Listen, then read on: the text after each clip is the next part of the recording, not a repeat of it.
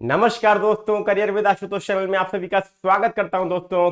और current issues की श्रृंखला में आज एक बहुत ही महत्वपूर्ण खबर आपके सामने लेकर आया हूं, जो अमेरिकी राष्ट्रपति द्वारा भारत और चीन के लिए कहा गया, अर्थात एशियाई देशों के संदर्भ में एक विशेष टिप्पणी की गई है अमेरिकी राष्ट्रपति के द्वारा, जो कि बहुत ही ज्यादा आलोचना का सामना कर रही है। मतलब इस टिप्पणी पर अमेरिका जो है एशियाई देशों से घिर गया है। आखिर वो क्या टिप्पणी है दोस्तों, वो क्या शब्द है, इसके बारे में विस्तार से चर्चा करेंगे। आगे बढ़ने से पहले जो भी लोग चैनल पर नए हैं सब्सक्राइब जरूर करें, बेल आइकन पे ऑल दबाएं, और अगर वीडियो पसंद आ रहा है तो लाइक और शेयर जरूर करेंगे दोस्तों आप सभी लोग। ये वीडियो किन किन के लिए उपयोगी है? ये यूपीएससी की तैयारी करने वाले बच्चों के लिए उपयोगी है, स्टेट पीसीएस की तैयारी करने वाले लोगों के लिए उपयोगी है, और व्यावहारिक ज्ञान रखने वालों के लिए भी उतनी ही ज्यादा उपयोगी है। ठीक है, चलिए। तो एक शब्द दोस्तों पिक्चर में आ रहा है, वो पिक्चर में शब्द क्या है? ज़ेनोफोबिया। ये ज़ेनोफोबिया क्या है दोस्तों, जो पिक्चर में आ रहा है, ये जानना हमें जरूरी है। क्यों? क्योंकि जब तक ये जानेंगे नहीं तब तक हमें इस टिप्पणी का मतलब समझ में नहीं आएगा। तो चलिए यहां पर दोस्तों आगे बढ़ने से पहले एक महत्वपूर्ण सूचना, जो भी छात्र रहते हैं जो यूपी पीसीएस 2024 की तैयारी कर रहे हैं या स्टेट पीसीएस की तैयारी कर रहे हैं, तो हमारा स्टेट पीसीएस का फाउंडेशन बैच यूपी पीसीएस 2024 के लिए विजेता बैच के नाम से हमारे एप्लीकेशन पर चल रहा है, जिसमें हम लोग प्री और मेंस की संपूर्ण तैयारी आपको करा रहे हैं। इसमें कंप्लीट प्रीलिम्स का सिलेबस, जिसमें जीएस और सीटेट है। इसके अलावा कंप्लीट मेंस का सिलेबस, जिसमें हिंदी, निबंध, जीएस पेपर 1 से लेकर जीएस पेपर 6 का कंप्लीट सिलेबस दोस्तों आपको कराया जा रहा है। अब आपको क्या करना है दोस्तों, आप सभी लोगों को जल्दी से ज्वाइन करना है और हमारे ऐप को डाउनलोड करना है। प्ले स्टोर से आप डाउनलोड कर सकते हैं, या हमारे ऐप का लिंक डिस्क्रिप्शन बॉक्स में भी दिया गया है, और विजेता बैच का लिंक भी डिस्क्रिप्शन बॉक्स में, जहां पे सीधे क्लिक करके आप हमारे बैच से ज्वाइन हो सकते हैं। तो जल्दी से ज्वाइन कीजिए। और 2024 में बंपर भर्तियां हैं दोस्तों यूपीपीसीएस में, 850 से अधिक पद होने की संभावना है। तो सुनहरा अवसर है 2024 में, अगर एसडीएम बनना चाहते हैं तो this is the right batch for you दोस्तों, ध्यान रखिएगा। क्लियर? इसके अलावा दोस्तों अगर आप समीक्षा अधिकारी परीक्षा की तैयारी कर रहे हैं यूपी के, तो यूपीपीएससी आरओ के लिए एक बैच हमारे विजय बैच एप्लीकेशन पर चल रहा है, आप उसे ज्वाइन कर सकते हैं, जिसमें प्री और मेंस की संपूर्ण तैयारी आपको कराई जा रही है। ठीक, चलिए आप देखते हैं दोस्तों यहां पर न्यूज क्या है जो मैं आपके सामने लेकर आया हूं। वो न्यूज है ज़ेनोफोबिया दोस्तों, जो शब्द इस्तेमाल किया गया अमेरिकी राष्ट्रपति के द्वारा भारत और चीन के संदर्भ में। देखिए क्या है ज़ेनोफोबिया, क्या है जिसे बाइडेन ने बताया भारत की आर्थिक परेशानी का कारण। तो इसको हम लोग क्या करते हैं, पहली चीज तो इस शब्द का उपयोग नहीं होना चाहिए। अब इस शब्द का उपयोग क्यों किया गया? क्यों? क्योंकि वहां पर दोस्तों 2024 में अब इलेक्शन होने। अब बाइडेन वहां पर क्या है, बाइडेन का अपोनेंट कौन है? बाइडेन के अपोनेंट डोनाल्ड ट्रंप है। अब इन दोनों के में क्या है, चुनावी माहौल चल रहा है, फंड जुटाने की कवायद चल रही है, उसके लिए तुष्टीकरण की राजनीति आप कह सकते हैं वहां पर चल रही है। ठीक है, आप देख सकते हैं वहां पर तुष्टीकरण की राजनीति चल रही है, और यहां पर ये जो शब्द उपयोग किया गया ये भी इसी सिलसिले में उपयोग किया गया है दोस्तों। अभी हम लोगों ने इससे पहले एक वीडियो देखा था, अमेरिका ने इजराइल पर की एक सेना की टुकड़ी पर सैंक्शन लगा दिए हैं। वो वीडियो जिसने नहीं देखा हो, प्लेलिस्ट करंट इश्यूज की जाइएगा, उसमें देखिएगा, मैंने वो प्लेलिस्ट में उस वीडियो को भी पूरा एक्सप्लेन किया कि क्यों आखिर सैंक्शन लगाया गया।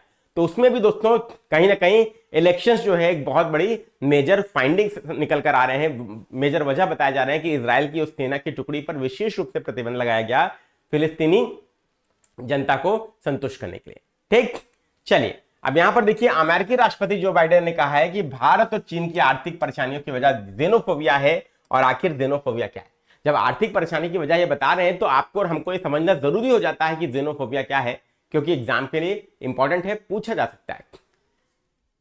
यहां पे आप देख सकते हैं क्या है ज़ेनोफोबिया। ये डोनाल्ड ट्रंप के द्वारा, वो ये जो बाइडेन के द्वारा जो इस्तेमाल किया गया।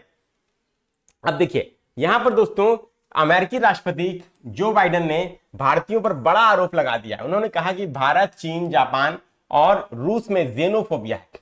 ये भारत को ही नहीं, चीन, जापान, रूस को भी क्या कर रहे हैं, उसी में शामिल कर रहे हैं। कह रहे हैं कि इन सभी देशों में ज़ेनोफोबिया है। और ज़ेनोफोबिया क्या है, इनके मुताबिक इन देशों के लोग क्या है, ज़ेनोफोबिक हैं, अर्थात विदेशी लोगों को पसंद नहीं करते।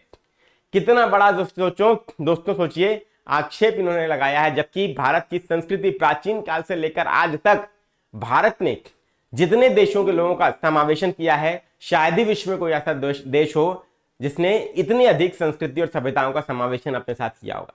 तो ये टोटली फॉल्स स्टेटमेंट है जो जो बाइडेन ने किया है और इनको ऐसा नहीं करना चाहिए था। देखिए, रॉयटर्स की रिपोर्ट के अनुसार बाइडेन ने कहा कि जेनोफोबिया की वजह से ही भारत, चीन, जापान और रूस परेशानी में है। इन्होंने कहा कि भारत, चीन, रूस और जापान जो परेशानी में है, वो क्यों परेशानी में है? क्योंकि जेनोफोबिया ही कारण है दोस्तों। अब इनको ज्यादा परेशानी हमारी दिख रही है, अभी तक इनको परेशानी हमारी नहीं दिख रही थी, शायद अमेरिका को अब ज्यादा परेशानी दिख रही है क्योंकि वहां पर इलेक्शंस होने। अमेरिकी राष्ट्रपति ने कहा कि चीन आर्थिक रूप से इतना पिछड़ा क्यों रहा है? चीन आर्थिक रूप से इतना पिछड़ा क्यों रहा है, जबकि चीन क्या है? फास्टेस्ट ग्रोइंग इकोनॉमी भी रहा है, अभी भी है दोस्तों। और इकोनॉमी के साइज की बात करें तो विश्व की दूसरी सबसे बड़ी अर्थव्यवस्था चीन की ही है, और जो अमेरिका को प्रत्यक्ष रूप से चुनौती दे रही है। इसीलिए दोस्तों ये क्या है? ये मनोवैज्ञानिक प्ले है, एक तरीके का साइकोलॉजिकल प्ले है जो यहां पर अमेरिकी राष्ट्रपति के द्वारा किया जा रहा है। क्लियर? जापान को परेशानी क्यों हो रही है, रूस को क्यों हो रही है और भारत को क्यों हो रही है? मतलब अमेरिका को छोड़कर बाकी सारे देश जो है परेशानी में है, और ये परेशानी अब जो है इनको बाइडेन साहब को दिख रही है, इससे पहले इनको नहीं दिखी, क्योंकि वे विदेशी लोगों से नफरत करते हैं। अब आप समझिए, इनका स्टेटमेंट है कि क्योंकि ये विदेशी लोगों को नापसंद करते हैं, उनसे नफरत करते हैं। ये कौन कह रहा है? ये अमेरिकी राष्ट्रपति के द्वारा कहा गया स्टेटमेंट है। विशेष रूप से भारत के लिए तो दोस्तों हम लोग शायद ये अकल्पनीय है दोस्तों ये स्टेटमेंट कि ये आरोप भी कोई हमारे लिए लगा सकता है, वो भी अमेरिका जैसे देश के होते हुए। अगर अमेरिका के द्वारा ही ये आरोप लगाया जा रहा है तो ये पूरे विश्व को पता है दोस्तों कि भारत सर्वे भवन्तु सुखिनः सर्वे सन्तु निरामया की फिलॉसफी पर चलता है, वसुधैव कुटुंबकम की फिलॉसफी पर चलता है। पूरे विश्व को शांति का मार्ग किसने दिखाया? भारत ने दिखाया। मानव अधिकारों की बात यूएन भले ही करता हो, लेकिन मानव को मानव समझने के लिए प्रेरित किसने किया? पूरे विश्व को भारत ने ही किया दोस्तों। और विश्वगुरु की भूमिका किसने निभाई? भारत ने ही निभाई है। और भारत के लिए ही आज ऐसे शब्द का उपयोग अमेरिकी राष्ट्रपति के द्वारा किया गया जो डाइजेस्ट नहीं हो रहा है दोस्तों। ठीक, ये कहते हैं कि वे अप्रवासियों को नहीं चाहते, जबकि अप्रवासी ही हमें मजबूत बनाते हैं। ये क्या कह रहे हैं कि आप अप्रवासियों को नहीं चाहते, जबकि अप्रवासी ही जो है वो अमेरिका को मजबूत बना रहे हैं। ठीक है, बाइडेन वाशिंगटन में अपने चुनावी कैंपेन के लिए फंड जुटाने वाले इवेंट में बोल रहे थे। आप समझिए, चुनावी कैंपेन के लिए फंड जुटा रहे हैं और उस इवेंट पे ये बोल रहे थे दोस्तों। ठीक है, तब ये सारी बातें हुई है। बाइडेन ने कहा कि भारत में जेनोफोबिया है और अमेरिका में रहने वाले भारतीयों को नाराज ये कर सकता है। मतलब इनका ये कथन अमेरिका में जो भारतीय रह रहे हैं उनको कतई रूप से नाराज करेगा। स्वाभाविक सी बात है, नाराज करने का बनता भी है दोस्तों, क्योंकि ये इलॉजिकल स्टेटमेंट है जो जो बाइडेन ने दिया है, और ये मानसिकता जो है दर्शाता है कि यूएसए की मानसिकता क्या है भारत के प्रति। क्लियर? अब देखते हैं ये जेनोफोबिया है क्या दोस्तों। ये हमें और आपको स्पष्ट हो गया होगा, लेकिन शाब्दिक अर्थ देख लेते हैं। शाब्दिक अर्थ क्या है ये भी आपको पता होना चाहिए। तो कैम्ब्रिज डिक्शनरी के अनुसार जेनोफोबिया का अर्थ है विदेशियों, उनके रीति रिवाजों, उनके धर्मों आदि को नापसंद करना या उनसे डरना। अब ये कह रहे हैं कि विदेशियों को भारत नापसंद करता है, उनके धर्म से डरता है, जबकि शुरुआत से उठाकर देखिए भारत में धर्म प्रचार विदेशियों ने किया। धर्म परिवर्तन जितना भी कराया वो ईसाई धर्म का खुलकर प्रचार करना शुरू कर दिया 1813 में ईस्ट इंडिया कंपनी ने। और जो ईसाई धर्म को अपना लेते थे उनको सरकारी नौकरियां दी जाती थी, प्रोन्नति दी जाती थी, और जो नहीं अपनाते थे उनको नौकरी नहीं दी जाती थी। यहां तक भी काम किया गया है किसके द्वारा? ये इंग्लैंड के द्वारा, ब्रिटेन के द्वारा। और अब ये पश्चिमी देशों को ये कहने का कोई अधिकार बनता ही नहीं है। अगर ये कह रहे हैं तो ये अपने आप में आत्मविश्लेषण इनको करने की आवश्यकता है कि ऐसा भारत के लिए तो कतई नहीं हो सकता। ठीक, वहीं मरियम वेबस्टर के अनुसार जेनोफोबिया का मतलब है अजनबियों या विदेशियों या किसी भी अजीब या विदेशी चीज से डर और नफरत। ठीक है, तो ऐसी कोई डर और नफरत भारत में तो एटलीस्ट कहीं नहीं है। भारत इकलौता विश्व का ऐसा देश है जिसने सभी धर्म और सभी सभ्यताओं के लोगों को शरण दी है, पनाह दी है, जगह दी है, और सबका लालन पालन भी किया है, और अभी से नहीं हजारों वर्षों से कर रहा है। ठीक, विदेशी लोगों को नापसंद करना जेनोफोबिया है, ऐसे लोगों को जेनोफोबिक कहते हैं। बाइडेन ने भारतीयों, चीनी, रूसियों और जापानियों को जेनोफोबिक करार दिया है। अब वो कह रहे हैं कि सब में कमी है, केवल अच्छाई हमारे अमेरिका में। ठीक, क्योंकि हमें इलेक्शन लड़ना है। इसके बाद दोस्तों बाइडेन ने जो जिक्र कर दिया है वो कह रहे हैं कि भारत समेत 4 बड़े देशों में ये जेनोफोबिया वाला बयान चुनावी माहौल में दिया गया है। ये बात स्वाभाविक सी है और एकदम सही बात भी है, जो मैंने आपको पहले ही बता दिया। प्रचार के लिए फंड जुटाने को उन्होंने वॉशिंगटन के एक इवेंट में ये शिरकत की थी, जहां पे उन्होंने ये बात कही है, जो मैं आपको ऑलरेडी बता चुका हूं। उसी दिन से एशियाई अमेरिकी मूल निवासी हवाईयन और प्रशांत द्वीपवासी विरासत महीने की शुरुआत हुई है। इवेंट के दौरान बाइडेन ने जेनोफोबिया वाला बयान दिया और वहां मौजूद लोगों से कहा कि हमारी अर्थव्यवस्था के बढ़ने का एक कारण आप और कई अन्य लोग हैं, क्योंकि हम अप्रवासियों का स्वागत करते हैं। अब ये क्या कह रहे हैं यहां पर, देखिए ये तर्क क्या दे रहे हैं। बाइडेन ये कहते हैं कि हमारी अर्थव्यवस्था के बढ़ने का कारण अप्रवासी हैं, आप लोग हैं, जो अप्रवासियों को जहां पर क्या है ये संतुष्ट करने का काम कर रहे हैं, ये खुश करने का प्रयास कर रहे हैं, ये इनके इस स्टेटमेंट के द्वारा। अब अर्थव्यवस्था की बात कर रहे हैं, अगर अर्थव्यवस्था का कंपैरिजन कर रहे हैं तो हम लोग अर्थव्यवस्था का थोड़ा देख भी लेते हैं दोस्तों। यहां पर अर्थव्यवस्था के बारे में जो इन्होंने बोला है ये हमें और आपको देखना चाहिए। वो अर्थव्यवस्था की बात कर लें तो यहां पर देखिए मैंने इकोनॉमी का कंपैरिजन भी दोस्तों आपको दिखाया है, आप देख लीजिए। यहां पर ये इकोनॉमी का कंपैरिजन भी मैंने आपके सामने शो किया है। वर्ल्ड इकोनॉमिक आउटलुक आप देखिए,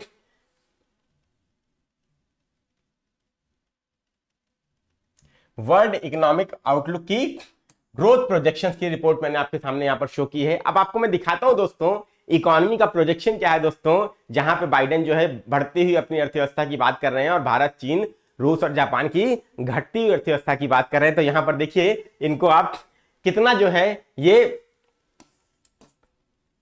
हास्यास्पद जो है स्टेटमेंट कहलाएगा इनका। यूनाइटेड स्टेट्स की इकोनॉमी जो है यहां पर देखिए ग्रोथ रेट की बात करिएगा तो 2.5% 2023 में, 2.1% 2024 में और 2025 में 1.7% की ग्रोथ रेट को ये शो कर रहा है अमेरिका। अब इधर आप देखिए, इसके बाद दोस्तों यहां पर आप देख सकते हैं जर्मनी के लिए -0.3%, 0.5 और 1.6% ग्रोथ रेट की बात देखिएगा, सभी लोग ध्यान से देखिए। इसके बाद जापान की बात करिए तो जापान जो है दोस्तों 1.9% का 2023 में, 0.9% का 2024 में और 0.8% का यहां पर 2025 में ग्रोथ रेट शो कर रहा है। इसके बाद दोस्तों यहां पर एडवांस्ड इकोनॉमीज को मैंने आपको दिखा दिया कंपेयर करके। इसके बाद आ जाइए यहां पर emerging and developing Asia as a whole की बात करिए तो भी ये क्या है बहुत आगे हैं अमेरिका से। लेकिन इंडिविजुअल कंट्री की बात कर लेते हैं तो चलिए चाइना का देख लीजिए। चाइना 5.2% 2023 में, 4.6% से ग्रो कर रहा है 2024 में और 4.1% से 2025 में। ये 2024 है, ये 2025 है और ये 2023 है दोस्तों। अब आप देख सकते हैं इनके जितने भी कथन हैं वो कहीं पर भी वैश्विक संस्थाओं के डेटा से कहीं पर भी मैच नहीं खा रहे हैं, ठीक है। चाइना बहुत तेजी से इनके तुलना में आगे बढ़ रहा है। इसके बाद इंडिया की बात करें तो इंडिया 6.7% से ग्रो किया 2023 में, 6.5% से 2024 में ग्रो कर रहा है और 6.5% से 2025 में भी करेगा। और India is the fastest growing economy in the world.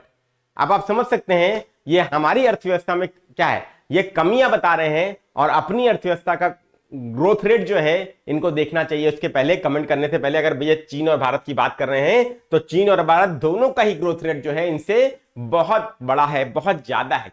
हाँ, अर्थव्यवस्था के आकार की बात करें तो भले ही अमेरिका आगे है, लेकिन चीन के द्वारा उसे प्रत्यक्ष रूप से चुनौती दी जा रही है और बहुत जल्दी देखिएगा कि चीन इनको रिप्लेस भी कर देगा। ये बात आपको ध्यान रखना है। क्लियर, ठीक है। ये मैंने आपको डेटा से बता दिया दोस्तों, क्योंकि ये डेटा क्या है, डेटा कभी भी गलत नहीं बोलते, ये बात आपको ध्यान रखना है, ठीक है।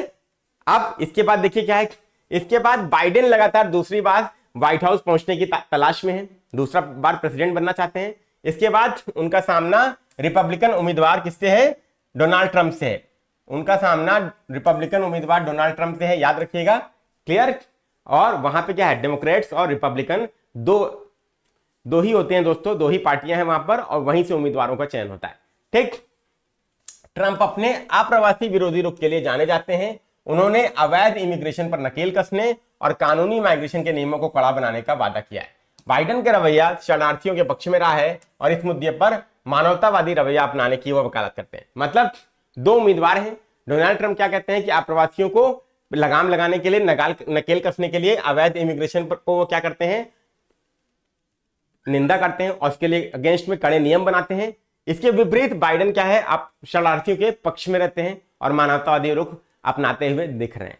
ठीक है, और इनकी यह भी प्लानिंग है कि ये कुछ फिलिस्तीनियों को भी अमेरिका में शरण देने की कोशिश में है। अब देखिए आगे क्या होता है। ठीक, 2020 में राष्ट्रपति बनने के बाद बाइडेन ने ट्रंप के दौर में अप्रवासियों पर कार्रवाई को हल्का किया, लेकिन अमेरिकी लोगों को बाइडेन का यह अंदाज नहीं भाया। अमेरिका के लोग ही बाइडेन की इस नीति को पसंद नहीं कर रहे हैं। वो ये कतई नहीं चाहते कि अप्रवासी जो यहां पे आएंगे उससे उनको क्या नुकसान होगा, इसके बारे में वो विश्लेषण कर रहे हैं।